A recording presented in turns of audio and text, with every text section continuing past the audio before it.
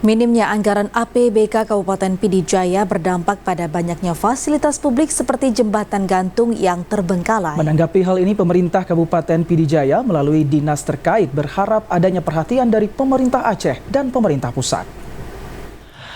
Hingga saat ini puluhan jembatan gantung yang menghubungkan antar kampung di Kabupaten Pd Jaya belum tertangani secara maksimal.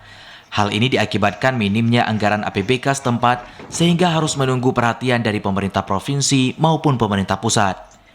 Kepala Dinas Pekerjaan Umum Pd Jaya, Orizal Safitri menyebutkan, dalam setahun rehab jembatan hanya dapat dilakukan untuk satu jembatan saja. Sementara untuk rehab jembatan gantung belum bisa dilakukan karena membutuhkan anggaran yang juga besar. Dijelaskan untuk saat ini ada sekitar 25 jembatan gantung yang tersebar di seluruh Kabupaten Pd Jaya, namun sebagian kecil jembatan gantung ini sudah direhab dengan anggaran APBK Pd Jaya. Masyarakat kita harap untuk bersabar dengan keterbatasan anggaran yang ada, kita akan terus berupaya setiap tahunnya memperbaiki. Yang minimal bisa dilewati meskipun belum sempurna 100%.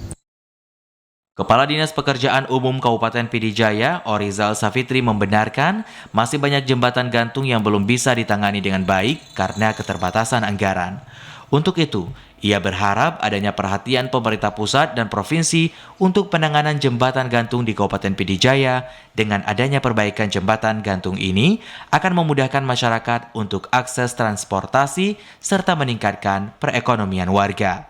Dari Pd Jaya, Hasbi TVRI melaporkan.